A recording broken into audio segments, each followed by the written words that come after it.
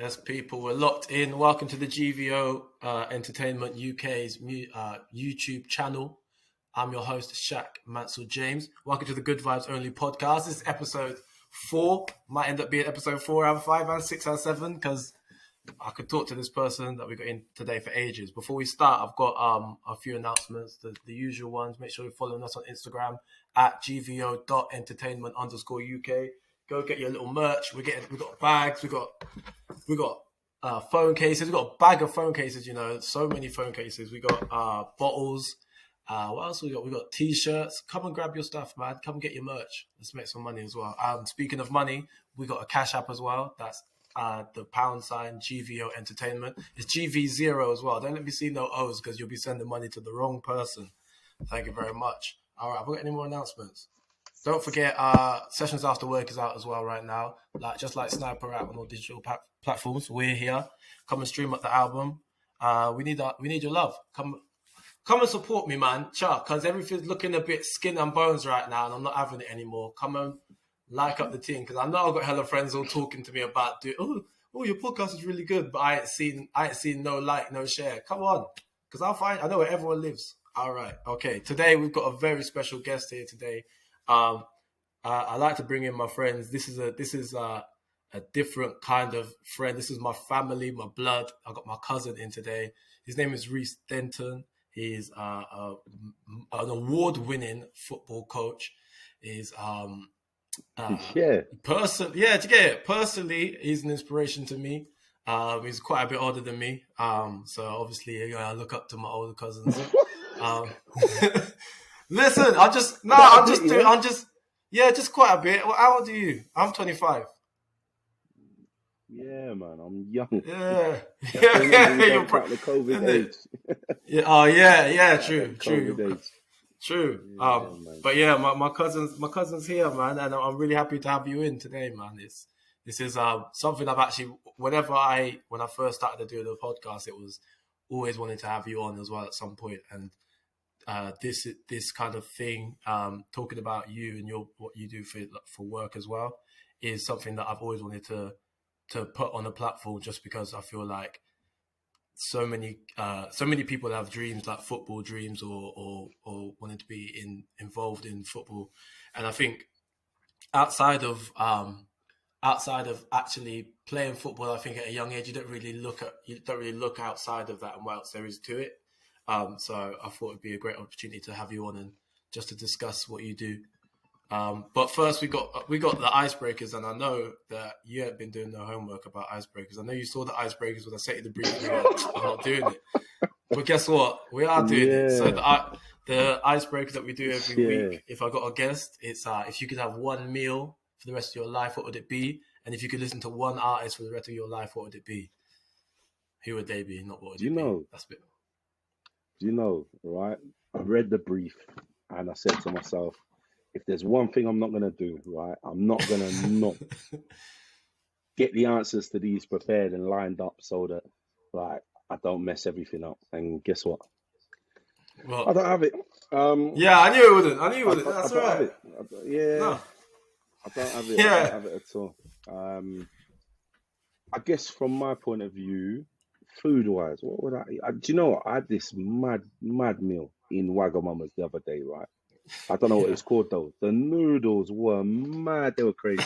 So we're going Wagamama's. We're going Wagamama's for dinner, and then artists. Do you know? I like Dave. I like listening to Dave. I could listen to Dave all day. It's one of them. His last 3 or 4 albums. Yeah, man. Any occasion. They're American artists that I could pick, but yeah, I like Dave. I like his tempo, his intensity. I like the way that the music and the stories that he tells through his music. I think they're quite relevant. Do you know what I mean? I think they're realistic, and I believe him. And there's a different. I believe him. Yeah. Facts. It's a different. I think he's a different level of like introspective that we don't really get in the UK right now. Like him and maybe J Hus, to a certain extent with J Hus, but really with Dave, he kind of really talks about what's going on, and he makes that the forefront of the music. No, I like both of them. 100%, I man. like both of them. Music anyway. I wouldn't expect any less because we're family. So the music is just a thing Trust me. that we just get. All right, Yeah. let's get into a bit about you, just so people can get a bit more of a vibe of like what you're like.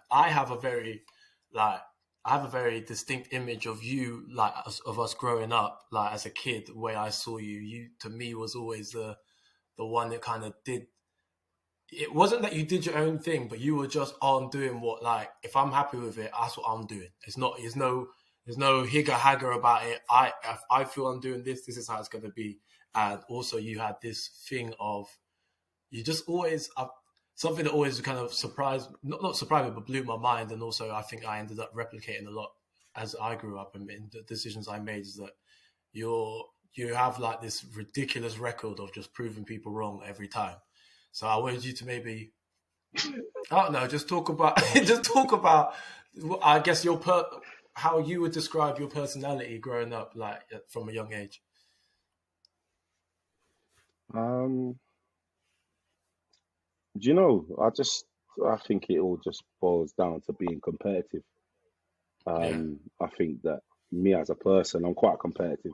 Um, Most things, or if I'm not competitive, I just guess it it intrigues me, competition. And hmm, when you grow up, and I grew up the only boy in a family full of women, yeah, um, yeah, predominantly. My outside family is, we've got cousins, we've got cousins for days. But my outside family was just a build up of that. And I guess it gave me the opportunity to go and sample and see and be around. But growing up, there wasn't really that that definitive example in my life telling me, no, you believe this, you do this, you support them, you go and do yeah, things, you only do this, you only speak in this way. This is how you get through life. I didn't really have that. So I guess how I grew up was a lot of learning in the moment, yeah, learning when I'm around and doing certain things, yeah, and just trial and error. Like I would get things right, I would get things wrong. But what what I would always do is I would always know and understand the lessons that come from that. yeah. I end up And I get. analyzing things and go on.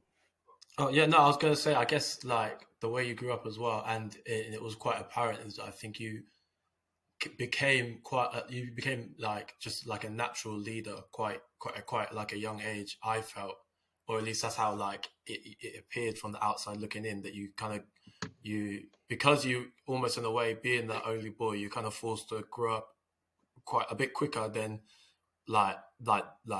someone who's got both their parents at home, or like just have that like male influence. I guess you get that man of the house kind of thing happens quite early, so like decisions become a bit more Yeah, important, I guess. I think it's just I think it's just independence.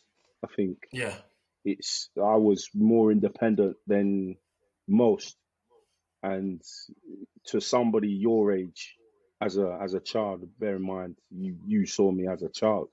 So for somebody yeah, your age, seeing somebody as young as I was at the time being really independent, making my own decisions, got my own money, buying my own yeah, things, using it to go and do whatever I want to do, as opposed to being governed by where people take me and what people want me to do. I think it can appear as though I'm a leader because I'm just following my own path, but yeah, I think from my point of view, I was just getting on. I was just doing. I do live life in a way whereby it's important to me to be able to pick what you want to do, to have choices in life, and to not be limited by what other people want you to do or what other people think you should be doing. I think that it's very important to always be doing something that you enjoy, always be doing something that not only you enjoy but you love. And I yeah, guess I've always lived that from a young age. I've always just done that. But it's important to know that nobody ever told me I couldn't. So yeah, nobody yeah, ever said to me, you can't do these things, or you can't go and do that. Or nobody of any importance to me ever said to me I can't do those things. yeah, Um, it was quite I was allowed to live life and experience things, and it's probably made me stronger in terms of socially, stronger Yeah, yeah, psychologically, stronger in the way that I go about my life and in the way that I carry myself. I know people better because of it. Like, yeah, for one example, yeah. You can read. It's easier to read people because you had more experience of people. I guess is what you're yeah. saying there. Okay. Let's talk about football then. So like, at what point? Like, I get like, we come from like quite a football heavy. I feel like there's a big like football family vibe that comes from us to a certain extent. When did you like? Could you? I guess if you can even put an age on it, when did you start playing football, and when did you start? I guess playing competitively, and then just kind of let's kind of Um, guide into like getting scouted and stuff. I guess. I think I started playing football when I was 4 or 5. Um, Yeah, so one of our older cousins would have started football, and I would have just gone with him yeah, yeah. um, and just tried it out. I think I remember we both had these New Balance boots, which were the same as like some of the England players back in the day. So we Yeah. thought we was cold, um, and Yeah. yeah, we thought we were cold. But in reality, we just started. We just were giving it a go, and I think it helps when you're around people and you make friends with people, and people who live near and around you are all on the same thing. I think it was very Mm, easy for me to like fall in love and want to play football because it just all happened right at the same time yeah. as And what point my did you older clock cousin. you as So like good? do you know, bro? When I was playing and I was younger, I was all right, innit? Mm, I used to do all right. A few scouts used to come and watch, and but football was always enjoyment for me.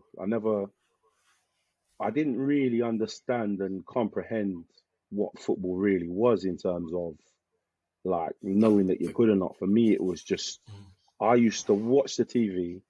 I used to see what the people did on the TV, and for me, I would just find football entertaining if I could go and do something that I saw on the TV. yeah. So, like from 8, I remember Ronaldo, the real Ronaldo, not this CR7 guy. I remember the real Ronaldo doing step overs and those things in the game. I remember him going through on goal and doing this step over and the goalkeeper falling over. Mhm.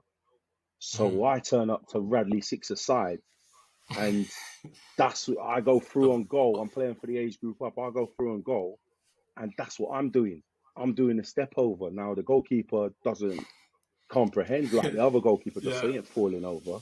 But for me, I got the skill off, so I'm buzzing.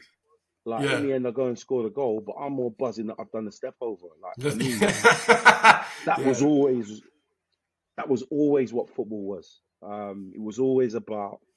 I used to watch a lot of football. You couldn't stop me from watching football. I used to watch everything, and Mhm. if I saw something that I thought was talented, like I remember seeing, um, what's his name, JJ Okocha flick the ball over Ray Parler's head in the corner flag. Mhm. So that's all I'm trying. The next Yeah. time I got the ball, that's all I'm trying. I Yeah. remember Ronaldo's knuckleball, CR7. I remember his knuckleball. That's all I'm Mhm. trying at 15 is to try and get the Yeah. knuckleball. For me, that's all. That's what football was. It was about enjoyment. I used to enjoy watching football, but I used to really love trying to do the things that I would see on the TV. Yeah. Yeah. I didn't realize I was any good until I went into an environment. I didn't know, Yeah. and that came about. We started to get to the age where at school we were doing sort of trials for the county, Okay. and so I got into the county team basically. And when we were at the county team, I tried out as a defender, and I was asked to play in defence. I was like, yeah, no problem.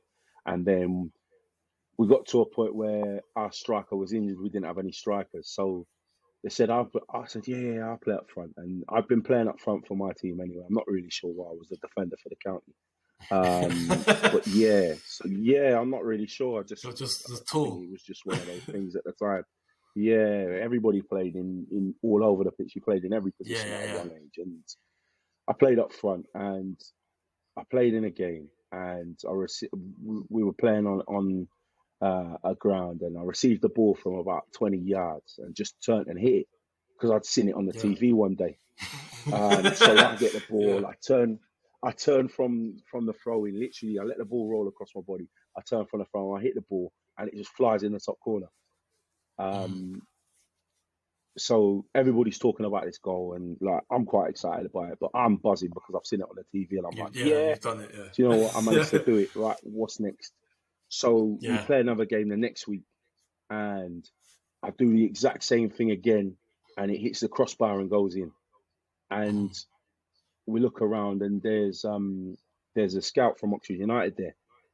Um, I don't really think too much of it, but I go back to my Sunday team and get told, "Oh yeah, look, he's really interested in you coming over for a trial, and like it would be great if you come down." And I'm like, "Yeah, all right, no problem." At this point, I'm buzzing. I don't really understand it. I still don't know anything about Yeah. academies. I don't But it's just like you're getting told you get to play when I football. went there. Listen, me and my boy went there. When I went there, there was a bunch of kids who I hadn't even played football against before, and they all lived in Yeah. Oxford. And I hadn't played football because they'd all been at Oxford United the whole Yeah. time. Yeah. I'd Yeah. never played football against them. I'd never, do you know what I mean? I didn't really know too many of them, but I got to know them, and I grew to know them, and knew more about the environment when I got in. But it was only when I got in there that I really understood what football was, and I started to be able to gauge and test myself against what the standard was. Okay. So yeah, And so when you so what so how many years did you spend in with Oxford? do you know I was there from under 15s. Okay. I was there for about a year and a half, and then I went back later on. Okay. When I was younger, I went back to the yeah Okay. And then like in that time, I guess like if we just look at that whole thing as like a whole like a block of time, I guess yeah. disregarding that gap, was there like were there moments where you were kind of seeing this as like, okay, this could actually end up being the way the career's going to go? Were there like other clubs or anything where you were like, oh, maybe? Did you ever have any opportunities from other clubs or anything that you would have gone to, or you were asked to be seen training for anywhere? Or Um, there was a few unofficially, so there were yeah, opportunities where games were put on, or we went to go and play, and it was so that they could look at other players and players within our team yeah, specifically. Without me knowing at the time, I would have never known. But during that time, I did go out to a couple of clubs and trial and train, and I guess, but I never really saw, understood, or knew. And you got to remember, like as I said, a lot of my life was spent learning things by myself yourself. Yeah, yeah, and sort of and learning those things. So I didn't know the football environment. I didn't really see it as an opportunity for a career at the time. I was just enjoying being there. I was just enjoying playing football, seeing yeah. things, trying to make things happen. It was the freedom of doing that excited me. Taking things Okay, that you would see and sort of putting them in there. I didn't ever really look at it, and I think that was probably to my detriment in that environment. If I'd been able to look at it as a career and settled down and move more, I perhaps would have stayed in it a little bit longer, yeah. and maybe been a little bit more successful in that environment.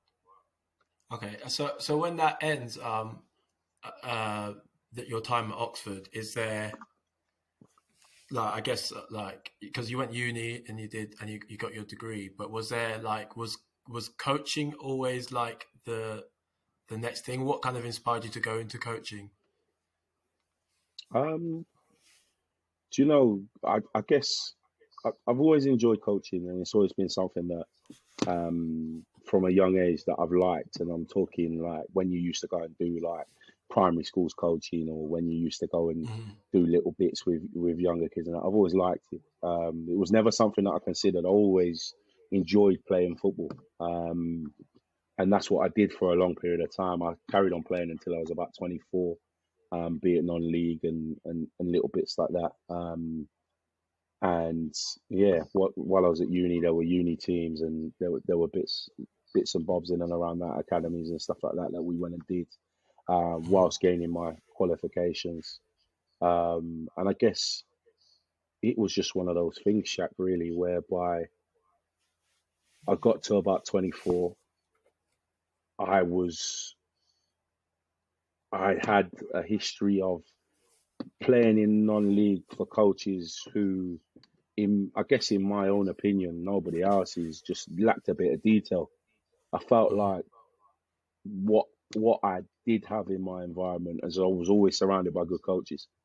There were always good people giving me good information Yeah, um, on the pitch, and I felt like at times when I was in those non-league environments, there wasn't that detail, there wasn't that professionalism, and I guess it's what you get in there.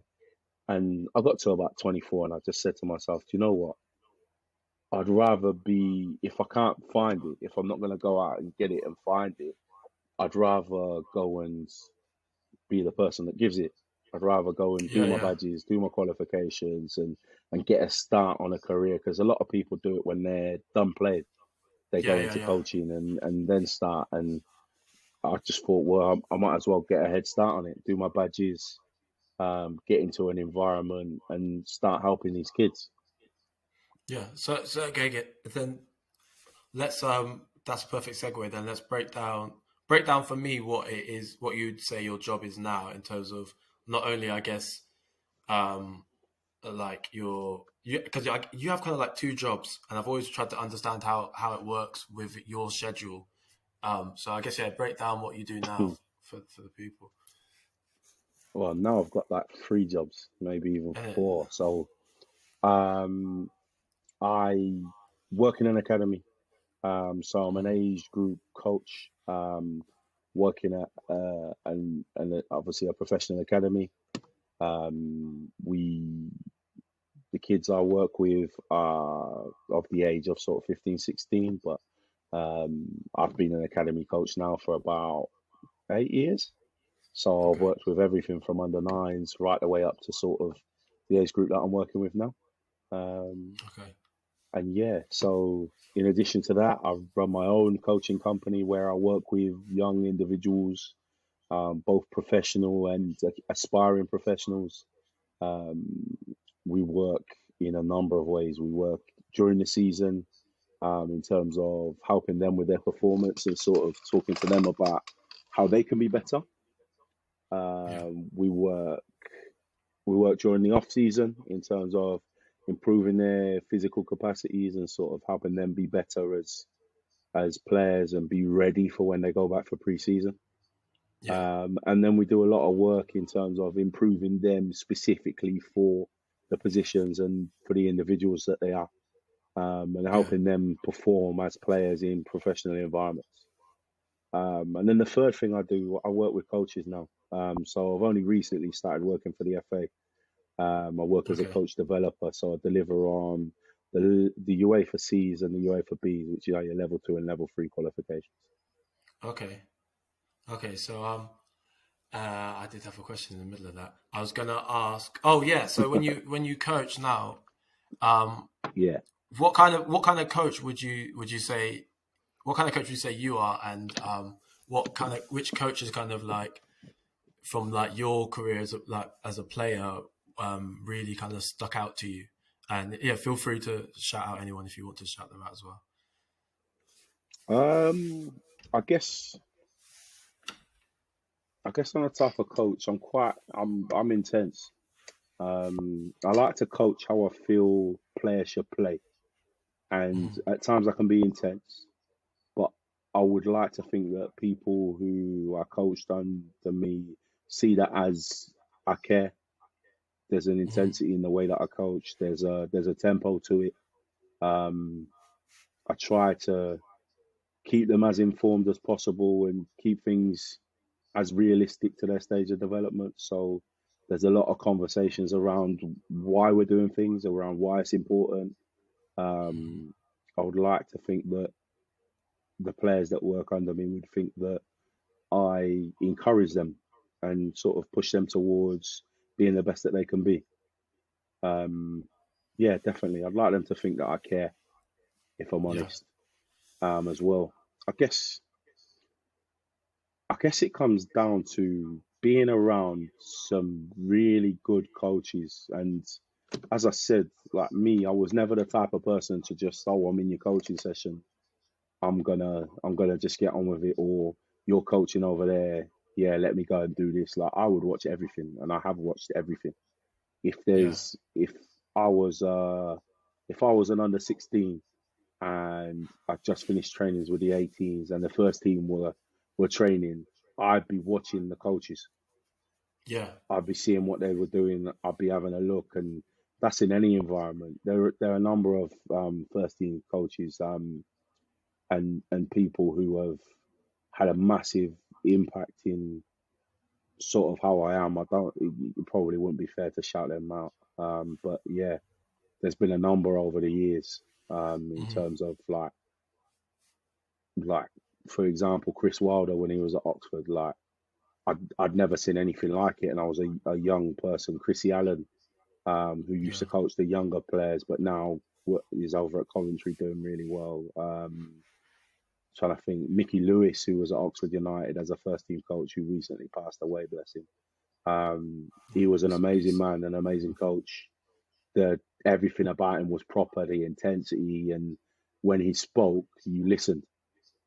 Yeah, And that's something I always wanted to take with me. I wanted to be the type of coach that when I spoke, people listened because they knew that what was coming out of my mouth would be important. It would be crucial. And that's the type of person Mickey was. Um, there, there are a number of coaches and people that I've seen that are working in the game now that when I see, I'm like, oh, I need some of that in the way that I coach. I need to do a little bit of that. I guess it's a yeah, constant evolution. I think that you can never know when you're you're you're the complete version of you. I think you just keep seeing things keep learning. and Yeah, seeing bits that you like, and it has an impact and an influence on you definitely. But these coaches that I mentioned, they sort of were the building blocks for that. I remember going into my first sessions and being like, what do I know about coaching? Well, I know I've had good coaches, so what about them can I take into these sessions yeah, and learn and adapt and get better as I go on? yeah. I think it's definitely like for me, even for me personally, like which I guess is probably also to do with the fact that we grew up in almost like an identical environment in terms of who we grew up around and who we knew. Because Mm, when if I teach drama, if I teach dance, it is very much. I'm very. My thing is about detail, especially when I talk to people about acting or I teach acting. It's very much about the detail and like what's that. It's not just like a throwaway sentence. Even if you're singing the song and the song is yeah, four lines, four lines. You have to find the sentence in that because then you're not making any sense if you're acting through song. And it's the detail. I think the level of discipline as well. I think like for me, I think because yeah. when I taught it was like any age range from like 5 to 16 would be the top age at Stagecoach or something like that. And it was always Yeah, I kind of my thing is kind of talking to anyone just like on the level. It's never I don't young myself up for the younger kids. I don't over exaggerate or try and match the 16-year-old's level. I'm just like, this is how I talk, and I'll treat you the same. And I think I've always had good feedback from parents. And, oh, we love Shaq, we love Shaq. And I used to come back thinking, bloody hell, I thought I was a bit harsh.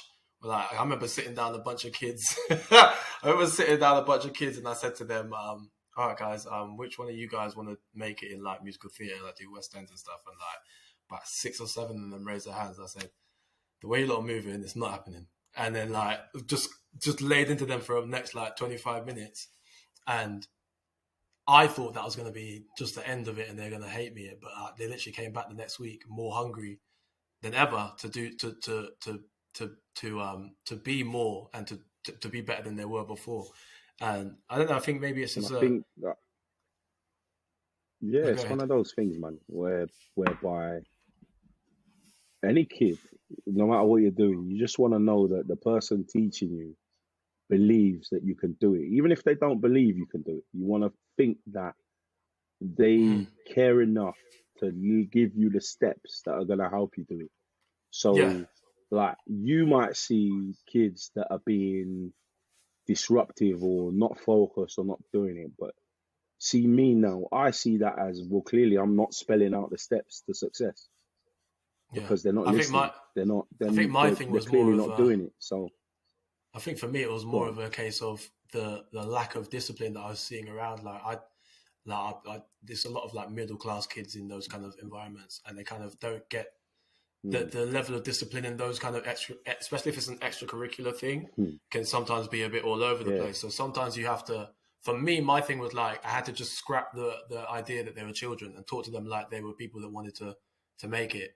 And my thing was like I had to really. I Yeah. was like, it's not going to happen because you don't care about it enough, or just like kind of work ethic ideas. I think is something that Yeah.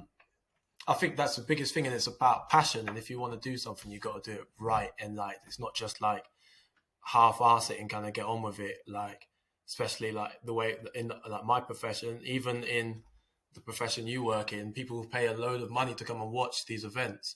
So to do Yeah. anything minute from the rehearsal stage or the training stage to the performance to the match, for me it sells yourself short. And like I always talk about like when I talk to like especially younger performers about acting and when they get tired and stuff, I kind of, and a lot of us do, we talk about just remembering like that family who's like that's the only thing they're doing this year is going to the West End to watch whatever your show. So even if you feel whatever way you feel about it, you got to go out there and do your best every time. And it's not like Yeah. if you ain't got 100%, give them 100% of your 80%. Do you know what I mean? That's just, I guess that's just No, my mindset 100%. as well. And yeah, just No, I finding think the it's dog in me. important Yeah. to encourage that.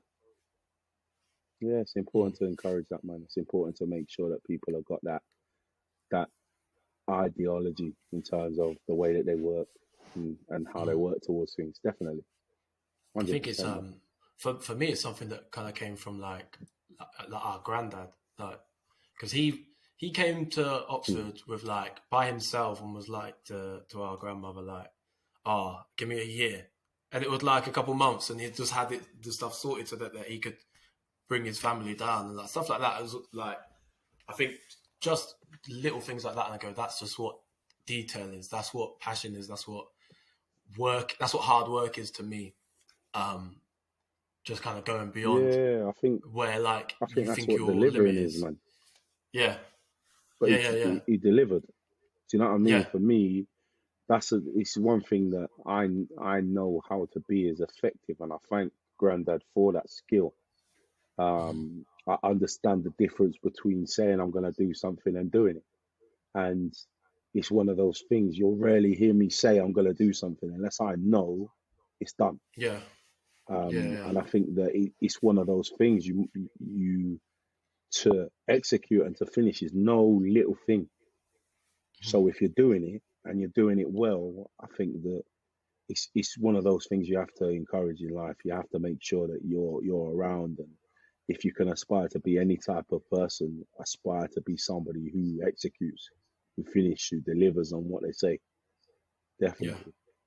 No facts. I'm with you 100%.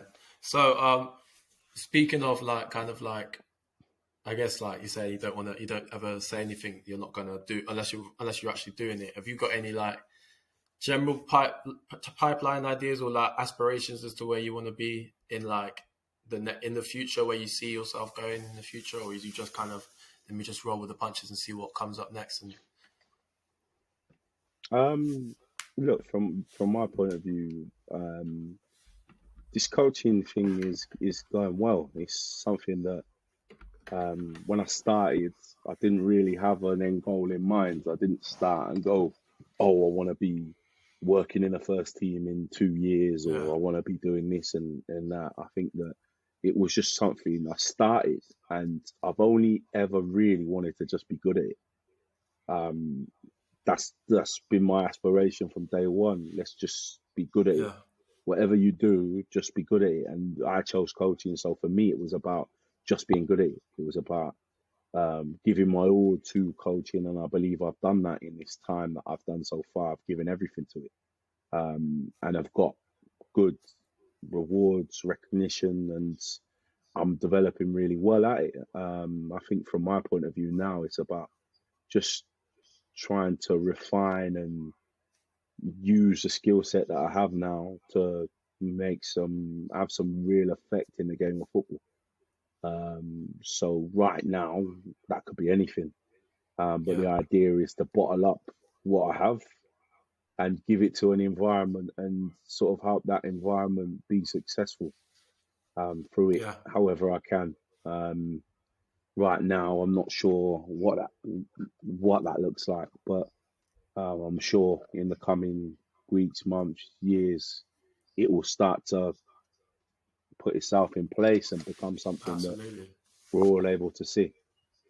Absolutely. No, I love that Definitely. from you. Um, No, yeah, that's kind of all the questions I had for you now. Like, I'm really glad that we got time to sit down and talk like this. Like, I think, like us, like I think like there's a core group of us, like cousins. We talked about it the other day, but like we talk a lot, but we don't yeah. really like talk or sit down and talk as much as maybe we could or should. But actually, I feel like we're Nah, I would say, yeah, I would say that that's one thing that as a group, I would say that's one thing that we haven't done. And I would say that sitting down with you now and talking to you now for half an hour, this must be the longest we've spoken in years. And yeah, like, it's opened my eyes up to the fact that we need to do it more. Like, we'll yeah. catch up here. I'll speak to you every week, but this is the longest we've spoken, catching up and done anything in years. I'm like, Yeah, exactly. And yeah, it's weird because we've got to make sure we get that right. yeah, and it's weird because we're talking about this thing like we're literally talking about your life, and I'm like, you're telling me things that I never knew, and like it's so like it's there's still loads of like, people. Everyone went to uni, and everyone's got different jobs, and everyone's kind of gone like this way.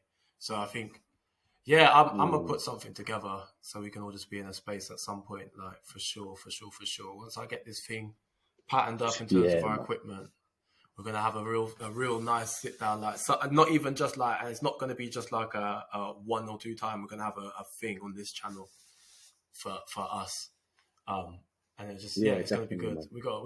We got a great bunch of people in our family, and just good vibes around us. So I'm really looking forward to Yeah, that. I'm really but yeah, thank you so much for being on today. I know probably had a bag of stuff to do today, as you always do. So I appreciate you taking the evening out to bro. come and chat to me, innit? Anything for you, man. Like I said, you've got any of my time that you need to do anything. You just shout me and I'm there, man. Definitely. Thanks. And I appreciate that. And I appreciate even you sharing it with not just me, but my channel. Because growing up, you was definitely someone that I was like, right, he's just kind of doing everything he says he's going to do. He just does it. And I think like from the outside looking in, you just kind of was just making Yeah. See that, you were just Shaq? doing your thing in a way that was, it's not even that like, obviously, of course, there's a concept of people make mistakes and but I always saw you as someone who kind of, at least you were sure within yourself and you knew who you were from quite early, I think. And I really appreciated that from you. You were the person that were kind of like to me. I remember you sitting down, we were talking about doing like theatre versus playing football. And everyone knows, if you know me, football ain't really my thing. That's for them lot. That's for Reese and Lewis and Alex and the sporty ones. I'm the actor. And I remember you sitting and we were talking about one time you came watch me do a Sunday league and you were like, yeah, I kind of knew you started too late and it was like, this is not going to be the way you get money. And then you kind of had that same mindset when you came and watched my first theatre show and was like, okay, there we are. There it is. So, Yeah. I just think Early you were just doors. always, It's I think you just always were always a sound mind, even if I bounce off ideas to you, even now when we were younger, when you when you find me 18 years old out in Oxford, come pick me up and give me a lift home, we just talk. So no, I appreciate everything about you, 100%. yeah, man. No, 100%. I think those things there, man, they come from just being in the right environment, having the right adults around me, seeing how they move.